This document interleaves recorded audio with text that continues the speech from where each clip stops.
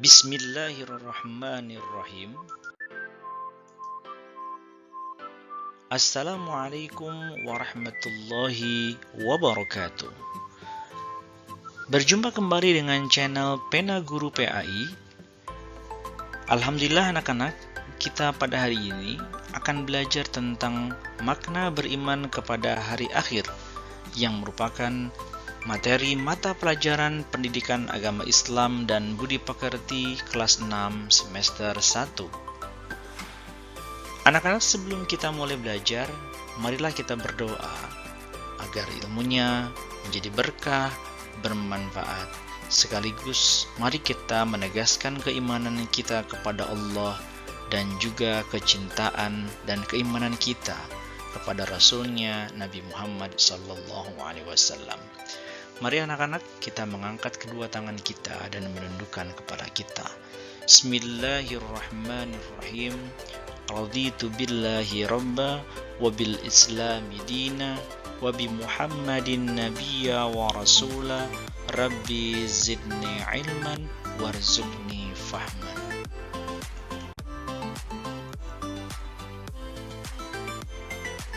Anak-anak yang Bapak cintai dan banggakan, sebelum kita membahas lebih jauh tentang hari akhir, maka mari kita membahas terlebih dahulu tentang apa pengertian dari hari akhir atau hari kiamat itu. Hari akhir atau hari kiamat adalah berakhirnya kehidupan alam dunia dan dimulainya kehidupan alam akhirat. Jadi anak-anak sekalian, dunia yang kita tempati sekarang itu memiliki batas akhir, dan ketika kehidupan dunia itu selesai, maka dimulailah kehidupan alam akhirat. Kemudian hari kiamat itu terbagi menjadi dua, atau kiamat itu terbagi menjadi dua. Ada yang disebut dengan kiamat sugra, ada juga yang disebut dengan kiamat kubro. Apa perbedaannya?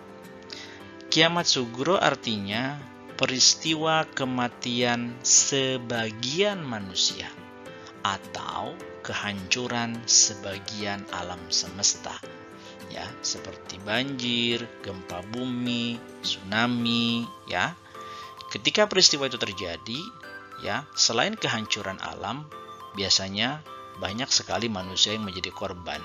Nah, ketika terjadi kematian sebagian manusia yang mungkin jumlahnya puluhan, ratusan, bahkan ribuan, itu baru termasuk dalam kiamat sugro. Nah, sedangkan kiamat kubro artinya peristiwa kematian seluruh makhluk hidup dan kehancuran seluruh alam semesta. Nah, jadi kiamat kubro itu adalah kematian seluruh makhluk hidup. Bukan hanya manusia, tumbuhan, hewan, bahkan makhluk-makhluk Allah yang lain seperti jin, iblis, dan bahkan malaikat pun semuanya mati, Bahkan menurut riwayat, malaikat yang terakhir mati itu adalah malaikat Ijrail, karena dialah yang mencabut nyawa semua makhluk.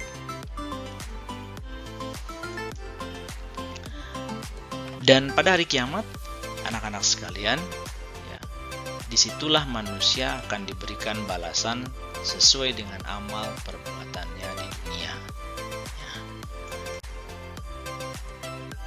Kemudian selanjutnya, untuk menguatkan keimanan dan keyakinan kita kepada hari kiamat, banyak sekali anak-anak dalil di dalam Al-Quran mengenai hari kiamat, mengenai akan datangnya hari kiamat. Dalilnya sangat banyak sekali dalam Al-Quran. Pada kesempatan kali ini, Bapak akan menyampaikan salah satu dalil, dalil nakri di dalam Al-Quran, yaitu surah Al-Qari'ah ayat 1-11. Bismillahirrahmanirrahim. Al-Qari'ah, mal-Qari'ah, wa ma adraka mal-Qari'ah. Yauma yakunun nasu kal farashil mabthus wa takunul jibalu kal ihnil manfush Fa amma man thaqulat mawazinu fahuwa fi 'ishatir radiyah. Wa amma man khaffas mawazinu fa ummuhu hawiyah wa ma adraka ma hiya narun hamiyah.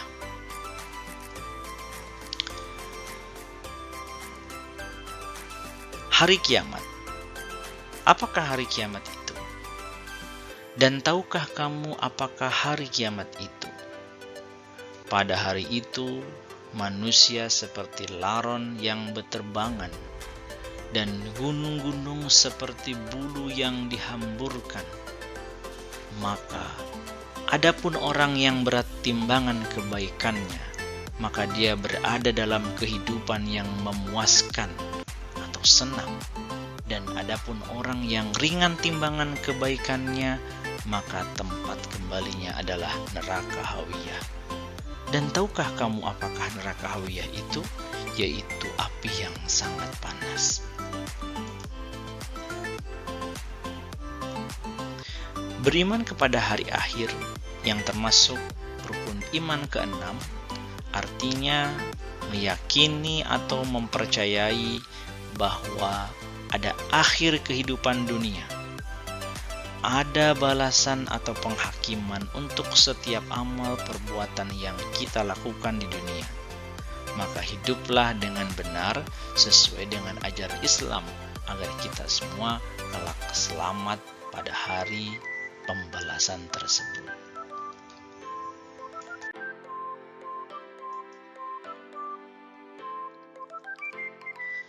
Anak-anak sekalian, tidak ada yang tahu kapan pastinya hari kiamat itu akan terjadi. Bahkan ya, malaikat, Rasulullah, para nabi semuanya, ya, itu tidak ada yang tahu kapan kiamat akan terjadi. Tahun berapa, ya, pada masa raja siapa, itu tidak ada yang tahu. Nah, tapi Rasulullah SAW menyampaikan beberapa tanda-tanda. Ada tanda-tanda kecil, ya, dan juga ada tanda-tanda besar. Ya. Yang pertama, apa tanda-tanda kecil? 1. Maraknya terjadi perampokan dan pembunuhan. 2. Minuman keras atau narkoba merajalela. Kemudian ketiga, musibah, gempa bumi, tsunami, longsor, ya, dan lain-lain banyak terjadi di mana-mana. Kemudian ilmu agama sudah dianggap tidak penting. Ulama dan orang-orang saleh banyak sekali yang wafat. Kemudian laki-laki menyerupai wanita dan sebaliknya. Ya. Poin 1 sampai 6, ya, menurut Bapak ini semuanya sekarang sedang terjadi di tengah-tengah kehidupan yang kita jalani ini. Ini menandakan bahwa tanda-tanda kecil kiamat sudah terjadi semuanya, ya, pada saat ini. Apa saja tanda-tanda besar? Yang pertama adalah matahari terbit di barat dan terbenam di timur. Yang kedua, munculnya sosok Dajjal yang akan menyesatkan manusia. Ya, sosok Dajjal ini adalah sosok manusia yang memang diberikan kelebihan Allah Subhanahu wa taala. Ya, karena kelebihannya itu nanti di akhir zaman banyak orang yang disesatkan, menganggap Dajjal ini adalah Tuhan, padahal Dajjal ini adalah makhluk Allah Subhanahu wa taala yang memang sudah dikabarkan dari sekarang akan diturunkan pada akhir zaman untuk menyesatkan manusia. Nah, kemudian yang ketiga, munculnya binatang melata yang dapat berbicara. Ya, berdasarkan hadis Rasulullah, apa yang disampaikan oleh binatang itu? Binatang itu menyampaikan, mengingatkan manusia untuk ingat kepada Allah Subhanahu wa taala, untuk menyembah Allah Subhanahu wa taala. Ya. Yang keempat, munculnya Nabi Isa dan Imam Mahdi. Ya. sebagaimana kita yakini Nabi Isa alaihissalam belum meninggal karena diangkat oleh Allah Subhanahu wa taala, dan kelak di akhir zaman akan muncul kembali Nabi Isa untuk memimpin umat Rasulullah sallallahu alaihi wasallam dalam melakukan peperangan dengan orang-orang kafir. Kemudian yang kelima, munculnya bangsa Ya'juj dan Ma'juj yang membuat kerusakan. Ya, silahkan mungkin kalian bisa pelajari tentang bangsa Ya'juj dan Ma'juj. Ya, menurut riwayat, bangsa ini adalah bangsa yang memang dihalang-halangi ya dengan bantuan ya kebesaran yang diberikan oleh Allah Subhanahu wa taala kepada Zulkarnain untuk membentengi kaum Ya'juj dan Ma'juj ini di balik sebuah gunung ya, yang mereka tidak mampu untuk menembusnya, kecuali nanti menjelang hari kiamat mereka mampu menembus benteng yang dibuat oleh Zulkarnain itu, dan mereka nanti akan melakukan kerusakan di muka bumi. Kemudian yang keenam, munculnya ad-dukhan atau asap yang meliputi bumi menurut riwayat 40 hari sebelum terjadinya hari kiamat. Poin 1 dan 6 ini ya sampai hari ini belum terjadi, tapi yakinlah semua itu hanya tinggal menunggu waktu saja.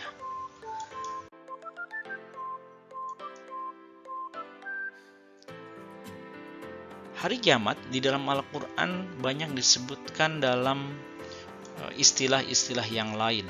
Ya, Bapak akan menyebutkan kurang lebih ada 20 nama lain dari hari kiamat.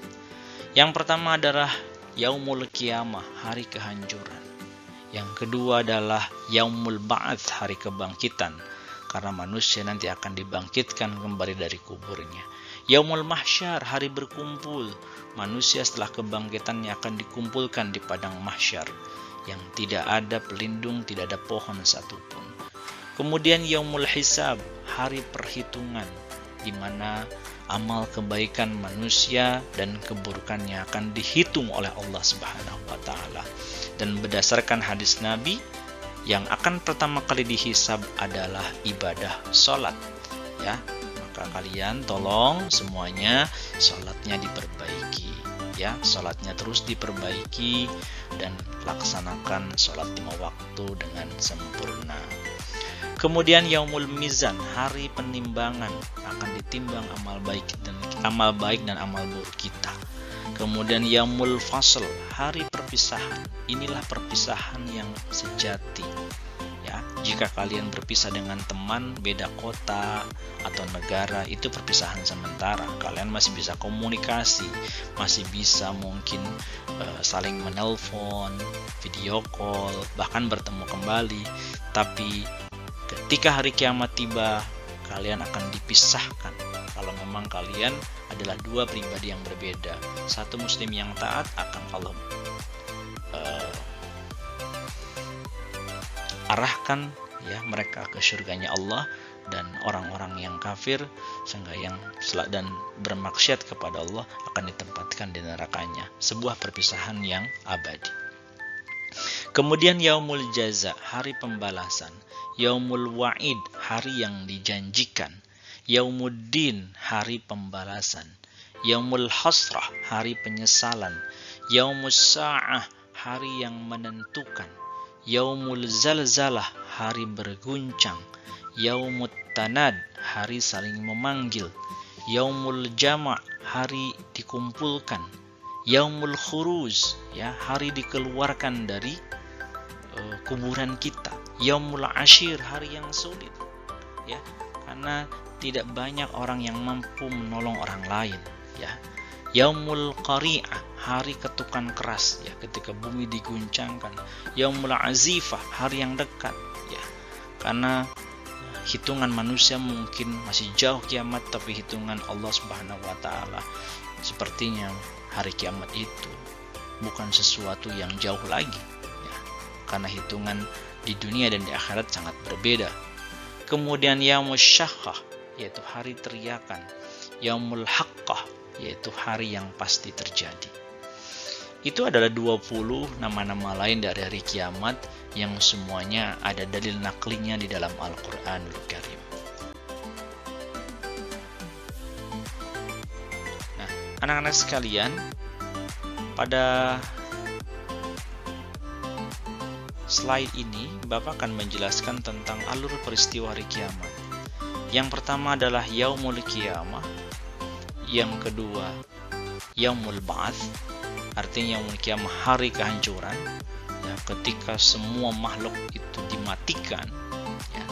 Menurut riwayat setelah 40 tahun kemudian Allah memerintahkan malaikat Israfil untuk meniup sangkakala kembali dan manusia kemudian dibangkitkan. Itulah Yaumul Ba'ats. Kemudian Yaumul Mahsyar, manusia akan berkumpul di padang mahsyar. Ya. Selanjutnya apalagi? Selanjutnya adalah Yaumul Hisab. Ya, manusia akan dikumpulkan di padang mahsyar kemudian menunggu untuk dihisab, dihitung amal baiknya, amal buruknya. Maka beruntunglah orang-orang yang memiliki bekal yang banyak. Beruntunglah orang-orang yang soleh dan melakukan amal kebaikan selama hidupnya. Ya. Kemudian setelah Yaumul Hisab, maka Yaumul Mizan, akan ditimbang mana yang lebih berat. Ketika timbangan kebaikan lebih berat, maka dia akan selamat. Tapi ketika keburukannya lebih berat dibandingkan dengan kebaikannya, itu adalah sebuah alamat yang tidak baik, ya.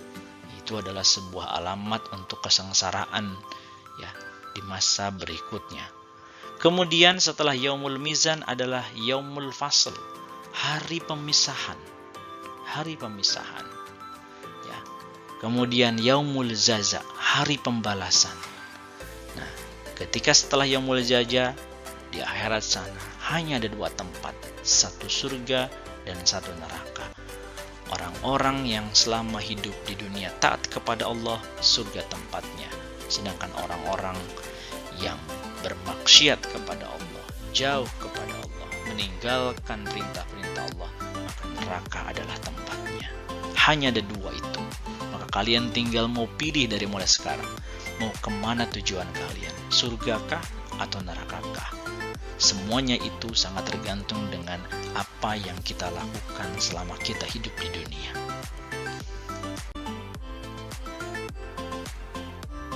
Anak-anak kita sampai kepada pembahasan yang terakhir, yaitu tentang hikmah beriman kepada hari akhir. Ya, yang pertama adalah rajin beribadah. Orang yang meyakini hari akhir pasti akan mempersiapkan dirinya dengan bekal sebanyak-banyaknya. Nah, bekal ke akhirat adalah ibadah kepada Allah. Kemudian yang kedua adalah senang berbuat kebaikan. Ya, orang yang beriman dan yakin kepada hari akhir pasti akan melakukan kebaikan.